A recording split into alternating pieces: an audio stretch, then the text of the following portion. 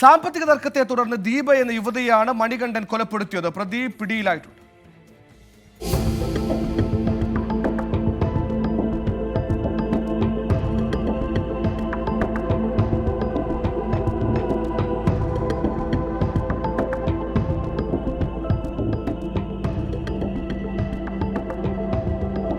ചുറ്റിക കൊണ്ട് തലക്കടിച്ചാണ് മണികണ്ഠൻ ദീപയെ കൊലപ്പെടുത്തിയത്.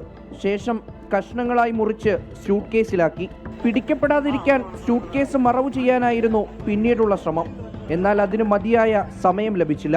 എത്രയും പെട്ടെന്ന് ദുരൈപ്പക്കത്തെ ആളൊഴിഞ്ഞ വഴിയരികിൽ സ്യൂട്ട് കേസ് ഉപേക്ഷിച്ച് മണികണ്ഠൻ കടന്നുകളഞ്ഞു.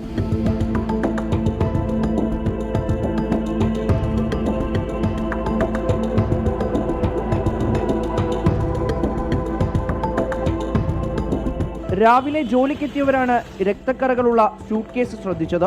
പോലീസ് എത്തി ബാഗ് പരിശോധിച്ചതോടെ മൃതദേഹമാണെന്ന് തിരിച്ചറിഞ്ഞു. പിന്നീട് നടത്തിയ CCTV പരിശോധനയിലാണ് മണികണ്ഠൻ പിടിയിലാകുന്നത്. 25-കാരനായ മണികണ്ഠനും ദീപയും സുഹൃത്തുക്കളായിരുന്നു. സാമ്പത്തിക ഇടപാടുകളാണ് കൊലയ്ക്ക് പിന്നിലെന്ന് മണികണ്ഠൻ പോലീസിനോട് പറഞ്ഞു. 24 ചെന്നൈ.